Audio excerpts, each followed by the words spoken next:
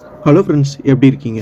Largo வெஞ்சூரிய பாதி கதையை போன வீடியோவில் பார்த்துருப்போம். இதில் நம்ம மீதியை கண்டினியூ பண்ண போகிறோம். சைமனும் லார்கோவும் ஜெயிலில் மாட்டிகிட்டு இருந்திருப்பாங்க. அவங்க அங்கேருந்து எப்படி தப்பிக்க போகிறாங்க, என்ன பிளான் வச்சுருக்காங்க, கிளைமேக்ஸில் என்னெல்லாம் ஆக போகுது அப்படிங்கிறது எல்லாமே இந்த பார்ட் 2 வீடியோவில் பார்த்துடலாம். வாங்க வீடியோக்குள்ளே போயிடலாம்.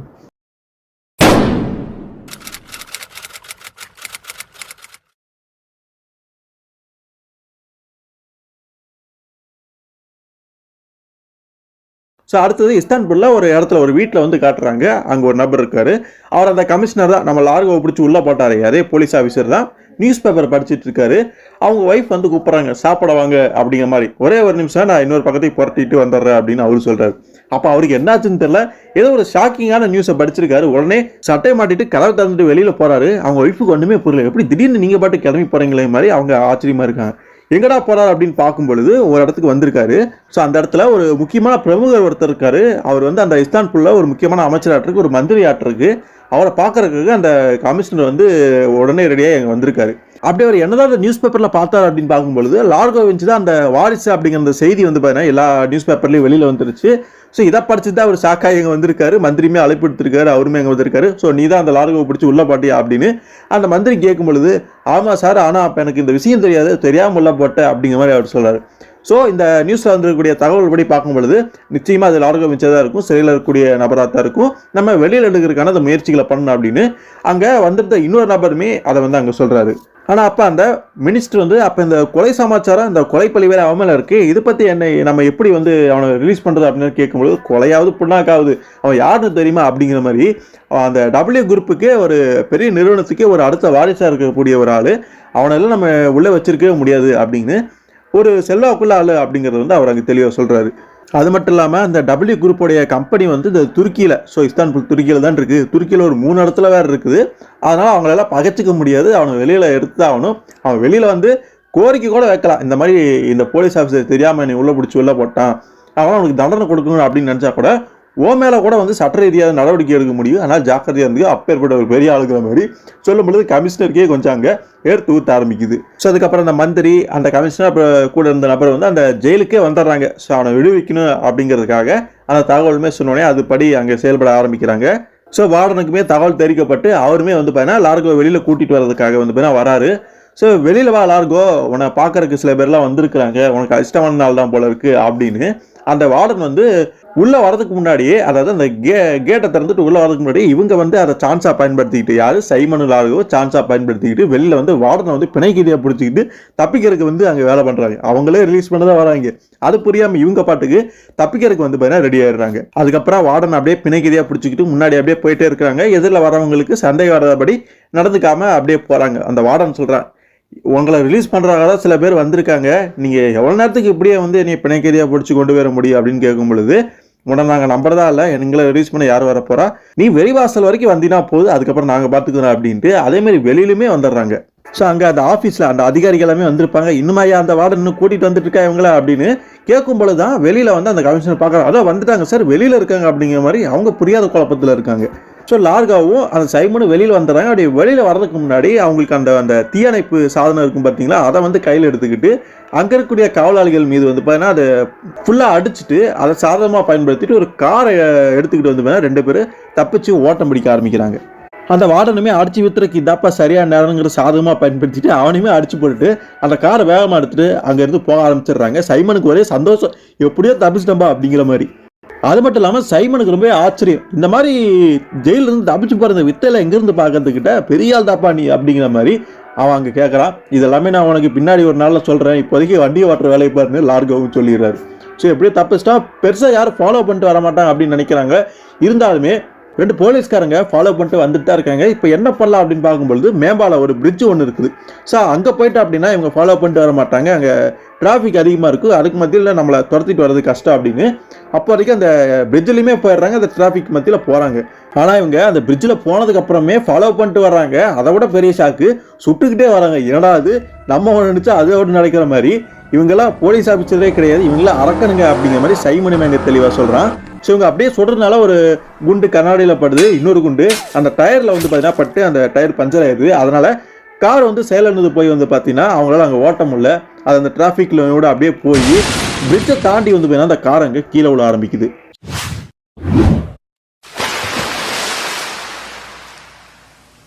ஸோ அதுக்கப்புறம் அவங்க நிலைமை என்னாச்சு அப்படிங்கிறது தெரியல. அந்த மந்திரி அந்த கூட இன்னொரு நபருமே இருந்திருப்பாரு. அந்த கமிஷனர் தாண்டி இன்னொருத்தர் இருப்பாரு.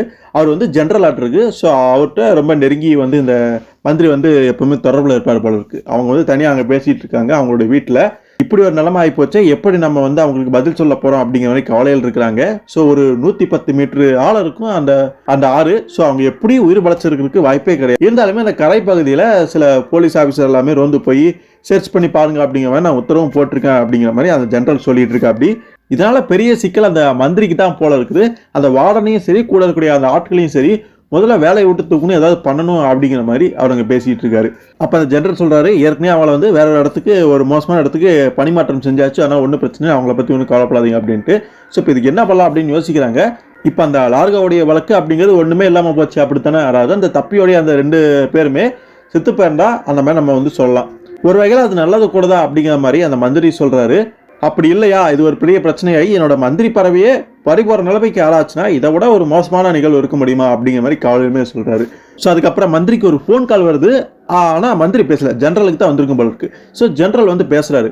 அப்போ அவருக்கு ஒரு ஷாக்கிங்கான தகவல் கிடைக்குது. ஒரு கெட்ட செய்தியாமா அந்த ஆற்றுல விழுந்ததாக சொல்லப்பட்ட அந்த 2 பேருமே எப்படியோ தப்பிச்சிட்டாங்க. அவங்களுடைய அந்த ஜெயில் உடுப்புகளை வந்து கரையில் கழட்டி போட்டு அவங்க எங்கேயோ போயிருந்துருக்காங்க அப்படிங்கிற செய்தி கேட்டோன்னே அவங்க 2 பேர் தப்பிச்சிட்டாங்க அப்படிங்கிறத அங்கே புரிஞ்சுக்கிறாங்க.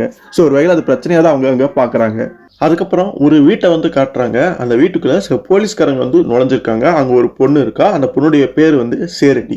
அந்த போலீஸ்காரங்க கேட்குறாங்க, நாங்கள் 2 குற்றவாளிகளை தேடி வந்தோம், அவங்க எல்லா வீடுகளையும் வந்து பார்த்தீங்கன்னா சர்ச் பண்ண சொல்லியிருக்காங்க, எங்களுக்கு உத்தரவு, அதனால் உங்கள் வீட்டையும் பார்க்குறதுக்கு எங்களுக்கு அனுமதி வேணும் அப்படின்னு சொல்லும் பொழுது அந்த பொண்ணு பேசுகிறா, அப்படியெல்லாம் உங்களை வந்து அனுமதிக்க முடியாது, நான் என் ஃப்ரெண்டோட வந்து உள்ளே தனியாக வச்சுட்டு இருக்கிறேன், நீங்கள் பாட்டுக்கு உள்ளே வந்து இஷ்டத்துக்கு இதெல்லாம் பண்ணிகிட்டு இருக்க முடியாது, நான் வந்து பிரிட்டிஷ் தூதரகத்தோடைய தலைவரான அந்த தலைவருடைய பொண்ணு, அவர் இங்கே தான் தங்கி இருக்கிறாரு.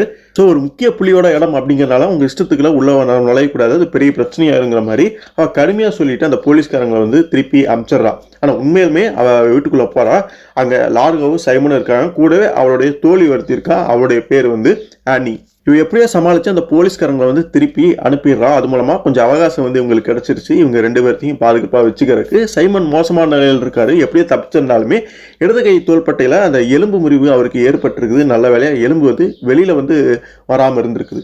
பட் சிகிச்சை அளிக்கணும், ஏதாவது பண்ணணும் அப்படின்னு பார்க்குறப்ப அந்த சேரட்டியே ஒரு விஷயத்த சொல்கிறான், நான் வேணா எங்கள் குடும்ப டாக்டரை கூப்பிட்டுமா அப்படின்னு சொல்லும் பொழுது லார்கோ வேணாம் அப்படிங்கிறாரு. ஏன்னா போலீஸ்காரங்க வாட்ச் பண்ணிட்டு இருப்பாங்க, அது சந்தேகத்துக்கு ஒரு இடமளிக்க கூடு அப்படிங்கிறனால என்ன பண்ணலாம் அப்படின்னு பார்க்கும் பொழுது அந்த சேரட்டியோட ஃப்ரெண்டு இருக்கால ஆனி, அவள் வந்து ஒரு மருத்துவம் தெரிஞ்ச ஒரு ஆள் தான் போல இருக்கு, ஒரு முதலுதவி சிகிச்சை வந்து கொடுக்க முடியும் அப்படிங்கிறனால நான் பார்த்துக்கிறேன், ஒன்றும் கவலைப்படாதீங்க அப்படிங்கிற மாதிரி அவளுமே சொல்கிறான். அதுக்கப்புறம் சைமனை அந்த பொண்ணுகிட்ட விட்டுட்டு வந்ததுக்கு அப்புறமா நம்ம லார்கோ இந்த சேரட்டி கிட்ட பேசுறாரு. ஸோ நீ எதுக்காக எங்களுக்கு உதவி பண்ண, உங்களுக்கு பிரச்சனை ஆகாதா, நாங்கள் ஆபத்தானவங்களா இருந்தால் நீ என்ன பண்ணியிருப்ப அப்படிங்கிற மாதிரி கேட்கும்பொழுது ஒரு வேலை இருக்கலாம், ஆனால் உங்களை பார்த்தா அப்படி ஒன்றும் மோசமாக தெரியல, எங்களுக்கு இந்த மாதிரியான முட்டாள்தனமான சில விஷயங்கள் பண்ணுறதும் பிடிக்கும், உதவி பண்ணுறதும் பிடிக்கும் அப்படிங்கிற மாதிரி அவள் அங்கே சொல்கிறான். ஸோ அதே மாதிரி இந்த சேரட்டி வந்து அந்த பிரிட்டிஷ் தூதரகத்துடைய ஒரு பொண்ணு அப்படின்னா அந்த ஆனி வந்து பார்த்தீங்கன்னா அமெரிக்க கடற்படையோடைய செக்ரட்டரி இருப்பார்ல அவருடைய பொண்ணு. ஸோ இந்த 2 பொண்ணுகளுமே ஒரு பெரிய இடத்து பொண்ணுங்க அப்படின்னு சொல்லலாம். அதனால் போலீஸ்காரங்க உள்ளே வந்து சர்ச் பண்ணுறது அப்படிங்கிறது கொஞ்சம் கஷ்டமான ஒரு வேலை தான். ஆனால் லார்கோ வந்து அதுக்கப்புறம் ஒரு ஃபோன் கால் தான் பண்ணியிருப்பார் போல இருக்கு.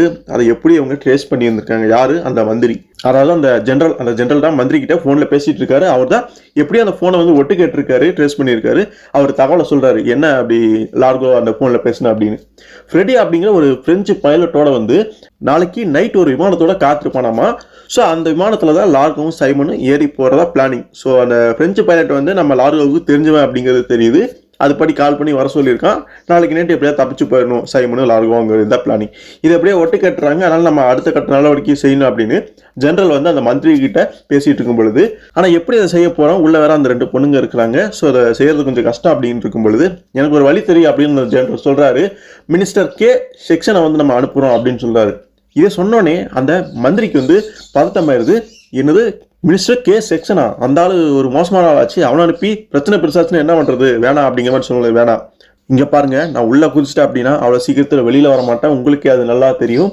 அப்படி நீங்கள் சொல்கிறத வேணாம் அப்படின்னு நான் முடிவெடுத்து வேற மாதிரி இந்த விவகாரம் போச்சு அப்படின்னா கடைசியில் என்னையத்தான் பலிகடா வாக்குவீங்க, அதனால இதை நானே பார்த்துக்கிறேன் முழுசா, நான் அவர் அந்த செக்ஷன் அனுப்பியே இந்த பிரச்சனையை முடிவு கொண்டு வர பார்க்குறேன் அப்படின்னு ஏதோ ஒரு பெரிய ஒரு சம்பவம் பண்ண போறாங்க, திட்டம் போட போறாங்க அப்படின்னு தெளிவாக தெரியுது. ஸோ அதுக்கப்புறம் அந்த அடுத்த நாள் நைட் வரைக்கும் ஒன்றும் பெருசாக ஒன்றும் பிரச்சனை இல்லை, சுமூகமாக தான் போகுது. லார்கோவுக்கும் சைமனுக்கும் அந்த 2 பொண்ணுங்களாலையும் எந்த தொந்தரவும் கிடையாது, அவங்களுமே நல்லா அன்பாக தான் பார்த்துக்கிறாங்க. அப்போ லார்கோ வந்து நாளைக்கு நைட் வரைக்கும் ஒன்றும் பிரச்சனை இல்லை, ஆனால் போகிறதுக்கு எனக்கு ஒரு கார் தேவைப்படுது அப்படின்னா அந்த சேரட்டி கிட்ட பேசும்பொழுது சேரட்டி சொல்கிறான், எங்கள் அம்மாவுடைய கார் இருக்குது, கேரேஜில் நிற்குது, அதை நீங்கள் எடுத்துக்கலாம் அப்படிங்கிற மாதிரி சொல்கிறான். ஒன்றும் பிரச்சனை இல்லை, உன்னோட காருக்கு எந்த ஒரு சேதமும் இல்லாமல் நான் திருப்பி கொண்டு வரேன் அப்படிங்கிற மாதிரி அவருமே உறுதியளிக்கிறாரு. அதுக்கப்புறம் எந்த பிரச்சனையும் இல்லாமல் போகுது. அந்த ஆனி இருப்பா பார்த்தீங்களா, அவள் அப்படியே அங்கே இருக்கிறா, ஏதாவது சாப்பிடலாம் ஏதாவது பண்ணலாம் அப்படின்னு ஆனி அங்கே இருப்பா. அப்போ திடீர்னு சில பேர் அங்கே உள்ள நுழையிறாங்க. ஸோ ஜென்ரலோட உத்தரவுப்படி தான் அந்த ஆட்கள் அங்கே உள்ள நுழைஞ்சிருப்பாங்க. ஆனி ஒரு மாதிரி பிடிச்சிருப்பாங்க. உடனே ஏதோ சத்தம் கேட்குது அப்படின்னு சேரட்டி வந்து பார்ப்பா, ஆனி அங்கே விழுந்து கிடப்பா, அவள் இறந்து போயிட்டான். இதை ஷாக்கை வந்து அவளால் அங்கே தாங்கிக்கவே முடியல. ஸோ சேரட்டி வந்து அங்கே அந்த அலறல் சத்தத்தை கேட்டுட்டு லார்கோவும் எந்திரிச்சு வராரு. என்னடா அப்படின்னு பார்க்கும்பொழுது சில தடியர்கள் வந்து ஆயுதங்களோட அங்கே வந்ததை பார்த்தோன்னே நம்ம லார்கோவும் பதிலுக்கு திருப்பி அடிக்கிறாரு. நல்லாவே சண்டை போடுறாரு, சாதாரண ஆள் கிடையாது அவரு அப்படின்னு தெரியுது. ஸோ சத்தம் கேட்டு சைமனுமே எழுந்திரிச்சு வராரு. அவர் கை கொஞ்சம் வலது கை மோசமாக தான் இருக்குது. அவருமே துப்பாக்கி பிடிச்சிக்கிட்டு கடைசியாக அந்த ஒரு நபரும் சுட்டு வந்து கொண்டுறாரு. லார்கோ வந்து அப்போ நோட் பண்ணுறாரு, நீ என்ன இடது கையில் துப்பாக்கியை பிடிச்சிருக்க அப்படின்னு. உனக்கு விஷயமே தெரியாதா, நான் வந்து இடது கை பழக்கமுடைய வந்தேன் அப்படின்னு சொல்லும் பொழுதுதான் விஷயமே அங்கே தெரியுது. அந்த மனுஷன் இடது கையை தான் அதிகம் பயன்படுத்துவார் அப்படின்னு. அதுக்கப்புறம் அவங்க சேரட்டியை பிடிச்சி வச்சிருக்காங்க. அங்கே என்ன பண்ணுறதுன்னு பார்த்துட்டு இருக்காங்க லார்கோவும் சைமனும். ஒரு 2 பேர் மட்டும் லார்கோவும் சைமனும் தாக்கறதுக்காக அங்கே வராங்க. ஒரு நபரை கத்தியை வீசி எப்படியே கொண்டுறாங்க. அதுக்கப்புறம் இன்னொரு நபர் வந்து நம்ம சைமன் சுட முயற்சி பண்ணுறாரு. ஆனால் அந்த நபர் எப்படியே அங்கே வெளியே தப்பிச்சு போயிடறான். அதனால சேரட்டி கொண்டு ஆகலை. ஆனால் ஆனி இறந்து போனது சேரட்டிக்கு பெரிய ஒரு கவலையாகவும் அதிர்ச்சியாகவும் அங்கே இருக்குது. இதை பார்த்தா சைமனுக்குமே ரொம்ப கவலையாகுது. ரொம்ப அன்பா வந்து நான் பார்த்துக்கிட்டேன், இப்படி ஆகி போச்சுங்கிற மாதிரி அவருமே கவலைப்படுறாரு. ஒரு கொலை வெறியில் அந்த மனுஷன் அங்கே மாறுறாரு. ஸோ அதுக்கப்புறமா இனிமே அங்கேருந்து எந்த பிரயோஜனமும் இல்லை. உடனே அந்த காரை எடுத்துட்டு வந்து பார்த்தீங்கன்னா வேகமாக வந்து போகிறேன், அங்கேருந்து தப்பிச்சு போறதுக்கு முயற்சி பண்ணுறாங்க. வெளியே அந்த ஆட்களுமே அப்படியே சுடுறாங்க. ஆனால் ஒன்றும் பண்ண முடியல. அந்த கார் வந்துடுது. எங்கே போகிறாங்க அப்படின்னு பார்க்கும்போது கடைசியில் ஏதாவது சந்திலெல்லாம் திருப்பி ஒரு முட்டுச்சந்து கொண்டு வந்து விட்டுறாங்க. ஆனால் அங்கே வந்ததுக்கு அப்புறம் தான் லார்கோ ஏதாவது வேலைத்தனம் பண்ணுறாரு. பெட்ரோல் டேங்கை ஓப்பன் பண்ணி விட்டு நெருப்பை வந்து ஏதோ பற்ற வச்சுட்டுவார் போல இருக்கு. எதிரியுடைய கார் அங்கே வரும்பொழுது அது வெடிச்சு செதறுது. இந்த விஷயத்தில் அவர் எங்கே கற்றுக்கிட்டாரு, இவ்வளோ திறமையாக வந்து திட்டம் போட்டு லார்கோ செயல்படுறத பார்க்க அங்கே இருக்கவங்களுக்கு ஆச்சரியமாக தான் இருக்குது. லார்கோ இதுக்கு முன்னாடி வேற ஏதோ பெருசாக பண்ணியிருக்காரு, வேற ஒரு மாதிரி ஆளாக இருந்திருக்காரு அப்படின்னு தெளிவாக தெரியுது. ஸோ அதனால் அப்போதைக்கு ஒரு தடை வந்து அவங்களுக்கு நீங்கிருச்சு. லார்கோ வந்து சேரட்டியை வந்து நீ இதுக்கு மேலே உன்னோட உதவி தேவைப்படாது, நீ பத்திரமா வீட்டுக்கு போயிரு அப்படின்னு சொன்னோன்னே சேரட்டியுமே கொஞ்சம் வலுனிப்பு வச்சுட்டு அவளுமே கிளம்புறதுக்கு தயாராக. சேஃப்டிக்கு வந்து லார்கோ ஒரு துப்பாக்கி எடுத்திருப்பாரு, அதை அவள் கையில் வச்சிருக்கலாம். அதுக்கப்புறம் இவங்க தப்பிச்சு போனால் அந்த ஃப்ளைட் வேற வந்துட்டு இருக்கும். ஸோ அந்த வேலி அங்கே இருக்கும். அந்த வேலியை தாண்டி போனோம்னா நம்ம அந்த ஃப்ளைட் வர்றப்ப ஈஸியாக ஏறிடலாம் அப்படின்னு நினைக்கிறாங்க. அந்த வேலியை தாண்ட முயற்சி பண்ணக்கூடிய சமயத்தில் சில நபர்கள் அங்கே வராங்க. அது அந்த ஜென்ரலும் கூட இருக்கக்கூடிய ஒரு அடியாளுமே அங்கே வந்திருக்கான். ஸோ அவங்க வந்து சொல்கிறாங்க, நான் உங்களை ஈஸியாக கொள்ளலாம்னு நினச்சேன், ஆனால் ரொம்ப தொல்லை கொடுக்குறீங்க, நான் நினச்சதை விட நீங்கள் கொஞ்சம் எங்களுக்கு ஆட்டம் காட்டிட்டீங்க அப்படிங்கிற மாதிரி நினச்சிட்டு அவங்கள வந்து பிடிக்கணும்னு நினைக்கிறாங்க. ஆனால் அந்த சமயத்தில் திடீர்னு அந்த ஜென்ரலோடைய ஆள் வந்து விடுபட்டு சாவுறான். என்ன எதுன்னு பார்க்கும்பொழுது சேரட்டி அங்கேருந்து போகல, அவன் வச்சிருந்த துப்பாக்கி மூலமாக அங்கே சுட்டுறான். ஸோ இதை சாதகமாக பயன்படுத்திட்டு சைமன் வந்து அந்த அடியாள் வந்து அந்த துப்பாக்கியை கீழே போட்டிருப்பான். அதை எடுத்துக்கிட்டு இவர் வந்து கிட்டத்தட்ட கொல்ல போகிற அந்த நிலையில் கொலவெறியோடு இருக்காரு. லார்கோ தான் வேணா இவன் நமக்கு உயிரோட வேணும், ஏன்னா நீதிபதிகள்கிட்ட ஒப்படைக்கணும் அப்படிங்கிற மாதிரி சொல்லும்பொழுது சரி ஓகே உயிரோட தானே வேணும், ஆனால் ஆள் முழுசாக இருக்குங்கிற அவசியம் இல்லையே அப்படின்ட்டு என்ன பண்ணுறாரு அப்படின்னா அந்த ஜென்ரலுடைய காலை வந்து சுட்டுறான். சரி ஆனி கொன்னதுக்காகத்தான் இது அப்படின்னு அதோட நிறுத்தாமல் மேலுமே போட்டு அந்த நபரை வந்து அந்த சைமன் அங்கே அடிக்கிறாரு. சரி போதும் விடு, நம்ம இங்கேருந்து போகணும் அப்படின்ட்டு லார்கோ சைமனை கூட்டிட்டு அங்கேருந்து தப்பிச்சு போறதுக்கு பார்க்குறாங்க. இப்போ சேரட்டிக்குமே வேறு வழி கிடையாது, அவங்க கூட தான் போய் ஆகணும். ஸோ சரியான சமயத்தில் ஃப்ளைட்டுமே அங்கே வந்துடுது அப்படிங்கிறத ஆல்ரெடி அங்கே தயாராக தான் இருக்குது. இவங்களுமே அந்த ஃப்ளைட்டில் வந்து ஏற போகிற சமயத்தில் காரில் இன்னுமே சில நபர்கள் துரத்திட்டு சுட்டுட்டு வராங்க. இன்னுமாடா இது முடியல அப்படிங்கிற கவலையிலே அப்படியே ஏறுறாங்க. எப்படியோ ஃப்ளைட்டையுமே ஒரு மாதிரி எடுத்துட்டு மேலே பறக்கவும் ஆரம்பிச்சிடுறாங்க.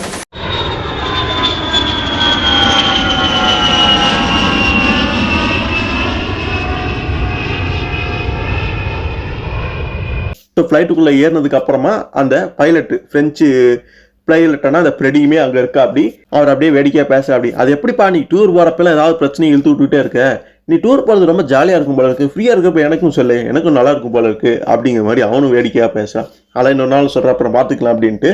அப்படி என்னதான் நீ தப்பு பண்ணிட்டு வந்த, இப்படி யாராவது ஒரு பணக்கார பொண்ணை இது கடத்திட்டு வந்துட்டியா அப்படிங்கிற மாதிரி அந்த பொண்ணை மனசில் வச்சுக்கிட்டு வேடிக்கையை வந்து அந்த ஃப்ரெடி பேசுகிறான். அப்போ அவளே யார் சேரட்டி அங்கே சொல்கிறான், நான் ஒன்றும் பணக்கார பொண்ணோ பிரசிடென்டோடைய மாலவெல்லாம் கிடையாது, இவர் என்னை கடத்தி கொண்டு வரல, நானாக தான் இங்கே வந்திருக்கேன் அப்படிங்கிற மாதிரி அவளுமே சொல்லிடுறான். அதுக்கப்புறம் இந்த பைலட் இன்னொரு விஷயத்தையுமே சொல்ற லார்கோ கிட்ட, உன்னை பார்க்க சந்திக்க ஒரு நபருமே இருக்காரு, பின்னாடி போய் பாரு அப்படின்னு சொல்லும்பொழுது லார்கோ அங்கே போய் பார்க்குறா அப்படி. ஸோ அங்கே அந்த டபிள்யூ குரூப்போடைய அந்த தலைவரான அந்த ஜான் வந்து அங்கே இருக்கிறாரு. இதை பார்த்தோன்னே அவருக்கு ஷாக்காக இருக்குது. ஸோ நீங்கள் இங்கே வந்திருக்கீங்க, அதுவும் என்னையை தேடிட்டு வந்திருக்கீங்க, நிச்சயமாக பெரிய ஒரு விஷயமா தான் இருக்கும் அப்படின்னு லார்கோவுமே பார்க்குறாரு. ஸோ ஜானுக்கும் லார்கோவுக்கும் ஆல்ரெடி வந்து பார்த்தீங்கன்னா தொடர்பு இருந்திருக்குது. லார்கோ ஜானை பார்த்தோன்னே அடையாளம் கண்டுபிடிச்சிருக்காரு அப்படின்னா இவங்களுக்குள்ள ரகசியமா ஏதோ ஒரு தகவல் தொடர்பு போக்குவரத்து இருந்திருக்கு அப்படிங்கிறது மட்டும் தெளிவா தெரியுது. ஸோ அது பாடி பார்க்கும் பொழுது ஏதோ ஒரு முக்கிய காரணம் இருக்கு அப்படின்னு பார்க்கும் பொழுது அந்த ஜான் வந்து கவலையா அந்த ஒரு உண்மையை சொல்றாரு. உன்னுடைய அப்பா வந்து இறந்து போயிட்டாரு, அதை நான் ரொம்பவே வருத்தத்தோட தெரிவிச்சுக்கிறேன் அப்படின்னு சொல்றாரு. அதுக்கப்புறம் எந்தவித பிரச்சனையும் இல்லாம அந்த ஃபிளைட் அங்கே அப்படியே மேலே போகுது. அதோட இந்த கதையை முடிக்கலாம். ஸோ இதுக்கப்புறம் இந்த சீரிஸ் வந்து கண்டினியூ ஆக போகுது. இந்த சீரிஸோடைய ஒரு கிக் ஆஃப் தான், முதல் ஒரு ஸ்டார்டிங் தான் இது. இதுக்கப்புறம் இன்னுமே அடுத்தடுத்த பாகங்கள் பயங்கர சுவாரஸ்யமாக போகும். நம்ம லார்கோ அடுத்து என்ன பண்ணாரு, அந்த டபிள்யூ குரூப்புக்கு அவர் தான் வாரிசு, அவர் வந்து அடுத்த தலைவராக பொறுப்பேற்றாரா இல்லையா என்னங்கிறதெல்லாம் நம்ம ஃபியூச்சரில் இந்த கதைகளை பார்க்கும்பொழுது நம்ம பார்ப்போம். ஸோ இப்போ இந்த ஒரு முதல் கதை ஒரு ஸ்டார்டிங் பாயிண்ட், இந்த ஜர்னியோடைய ஸ்டார்டிங் பாயிண்ட் எப்படி இருந்தது அப்படிங்கிறத எல்லாருமே கமெண்ட்ல சொல்லுங்க. ஒரு சூப்பரான ஒரு கதையாக தான் இருந்திருக்கும். உங்களுக்கு பிடிச்சிருந்தது அப்படின்னா லைக் பண்ணுங்க, ஷேர் பண்ணுங்க, எல்லாருக்குமே தெரியப்படுத்துங்க. குறிப்பாக சப்ஸ்கிரைபும் பண்ணிக்கோங்க. அடுத்த ஒரு சுவாரஸ்யமான ஒரு வீடியோலையோ ஒரு கதையிலையோ உங்களை சந்திக்கிற வரைக்கும் நன்றி நண்பர்களே.